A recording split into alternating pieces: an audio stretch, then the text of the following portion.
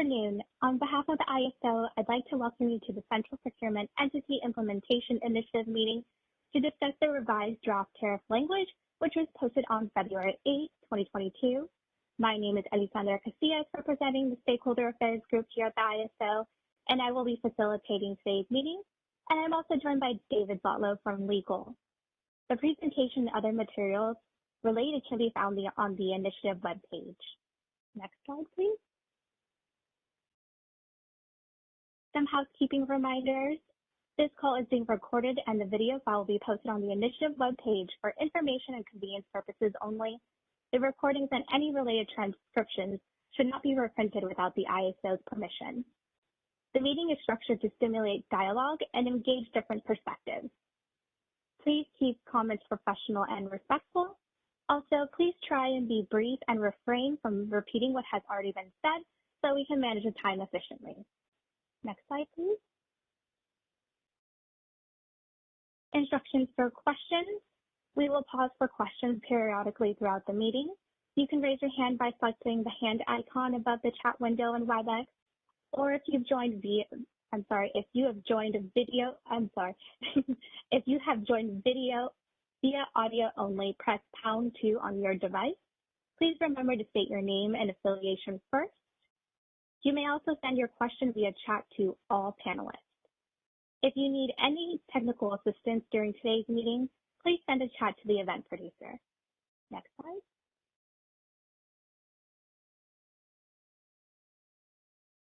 For today's agenda, after I'm finished with the introduction, I'll turn it over to David to discuss comments received on the revised draft tariff language, and then I'll go over the next steps at the end of this meeting.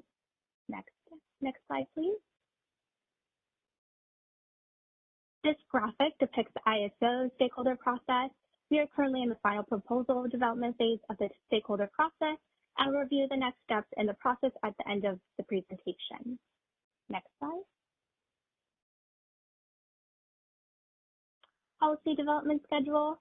The first one will be the March 1st comment deadline on the final proposal. Then we plan to present the proposal to the Board of Governors for decision at their meeting in mid-March, with the plan of implementation this October to be in effect for RA year 2023. And from here, I will go ahead and turn the meeting over to David.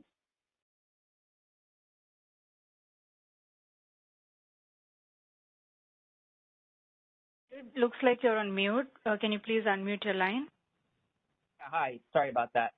Okay, here we are. So this is the second draft of the CPE tariff we posted, and we only got one comment from Southern California Edison, so I'll address that comment directly now, and then if there's other folks on the line who have other comments or questions they want to raise, that's fine. You go ahead and do that. But first, I'll address directly the SCE comment, and so if we could go to section 40.3.2D. We can pull that up and I'll explain what their comment is and give our response. Operator, can you please give me presenting rights? Yes, you're the presenter. You can go ahead and share your screen. Excellent, thank you. Okay, and while that's happening, I'll just explain what the comment was generally and sort of tee it up. So there's a sentence in 40 point, oh, there it is, great. So SCE was commenting that there's a particular sentence in there in 40.3.2D that they thought contradicts other material in that particular provision, and so they recommended that we strike that sentence. So the specific sentence they were talking about was, the ISO will reject any proposed assignment of credits that do not match the capacity expected to be shown by the CPE. And then the next sentence,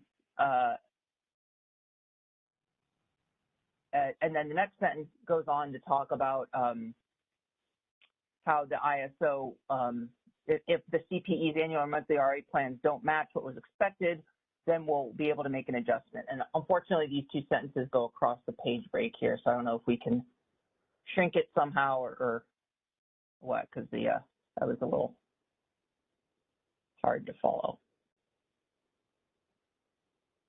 Yeah, maybe just, scroll down with that shrinking, and then I think we'll get everything on the page. Okay, yeah, so that sentence, Don't need to shrink it that much. Okay, there we go. That's good, I think. So yeah, that sentence at the bottom of the page, you see CAISO will reject any proposed credits. Then the next sentence says, if the CPE's plans provide more megawatts or fewer megawatts, then we will increase or reduce the LSE credits. So, I think the sentence SCE is pointing out, they're saying the two things are contradictory. We don't agree with that because we're talking about things happening in two different time frames. However, I think the comment from SCE sort of made me at least think about that sentence more. And I think it's a fair point to say that it's not really necessary. So, we agree we'll strike it from the next, basically the tariff will plan to file for. So first, let me explain why we don't think it's contradictory, because that first sentence that he's talking about, that's dealing with these provisional credits. So before the RA showings actually happen, the CPE goes to its local regulatory authority. It says it'll make its own sort of early showing, not to us, but just to the LRA, to say, here's what we've procured, and so it's these resources, and it's this many megawatts of local capacity, 1-for-1 to system, and then, flex, it'll depend on how it contracted. So some of the CPE procured resources will also be providing flexible RA capacity. Some, probably most won't, but some will, and who knows, how that shakes out. So the LRA will take that information and say, okay, great, we know what we expect the CPE will show. Then this LRA comes to ISO and says, here's how we want you, ISO, to allocate out those credits to the individual LSEs. And so that's sort of done based on an expectation of what the CPE will show to the ISO when the regular RA showing deadlines come. And so that sentence there was talking about what we do at that time frame. And then the next sentence is talking about when the actual showings happen, we'll true up the credits based on what the CPE actually shows. So that rejection of proposed credits was basically saying, LRA, if the CPE comes to you and says, I've only procured 90 megawatts of capacity, we're saying, LRA, don't come to us and tell us, the ISO, to assign out 100 megawatts of credits, because the CPE is only going to show 90. You can't have us allocate out 100 megawatts because that's not the reality. So that was the point of that sentence. I mean, that's probably a good, we wouldn't want the LRA to do that if they know the CPE is only going to show 90 megawatts. Please don't ask us to allocate out 100 megawatts. But, it probably doesn't need to be in the tariff, really, because for two reasons. I think one is, we wouldn't really have any way of enforcing it because we don't know what the CPE is going to show ahead of time. So we're relying on, what the LRA says will be shown. So how do we validate that? We can't really. And second of all, thinking about it more, yes, we would rather the LRA not do that, but is there any real reason to expect they would? No, probably not. And, anyway, we're going to true it up based on the actual showings.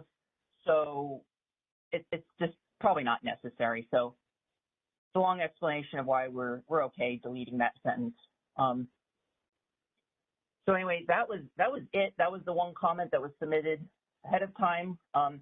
If SCE wants to respond, or if others now are prompted to ask other questions, that's fine. If we could open the line, we can take them from there.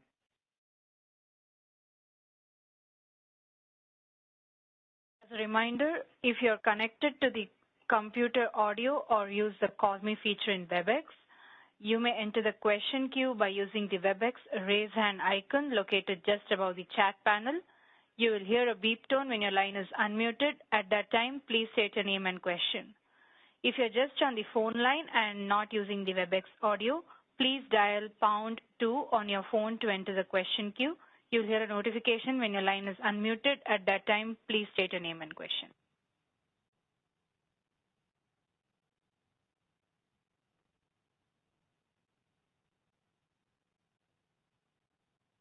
I do not see any callers in the queue as of now.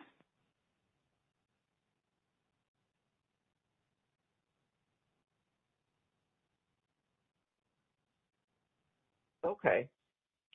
Well, hopefully that means that, everyone sort of is following what the tariff is trying to do, and, we're in good shape to kind of get this wrapped up. And, there are some continuing topics being sort of mulled around in the CPUC process. So, the whole overall topic of the CP is pretty well fleshed out. There's still some other things that are in flux. But I think in terms of what we're doing on our end with the policy and the tariff, I mean, hopefully this is a sign that, folks agree that this is pretty well developed and well baked at this point. And but again, if there's other issues or questions that come up, we can deal with them later if no one has anything to raise now.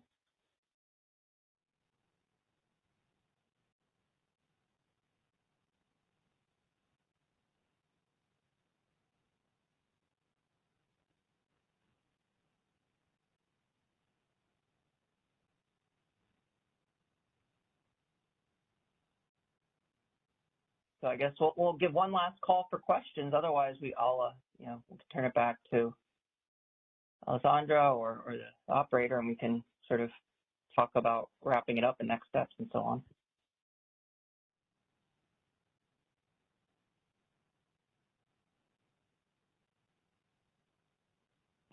I do not see any callers in the queue as of now. I don't see any comments in the chat at this moment.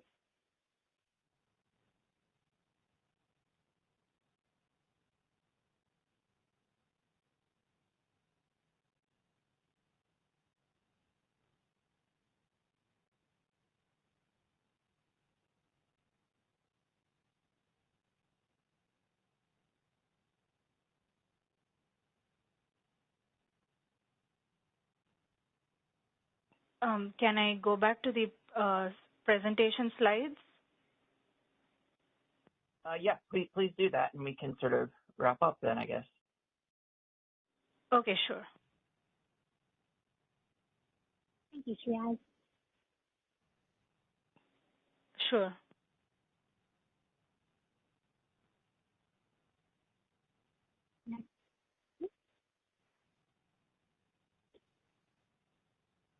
As a reminder, comments on the final proposal are due by the end of day March 1st. Please use the comment template on the initiative webpage to submit your comments. Thank you for joining today's discussion. And as a reminder, this meeting was recorded for informational and convenience purposes only. The video file will be posted on the initiative webpage for a limited time after this meeting.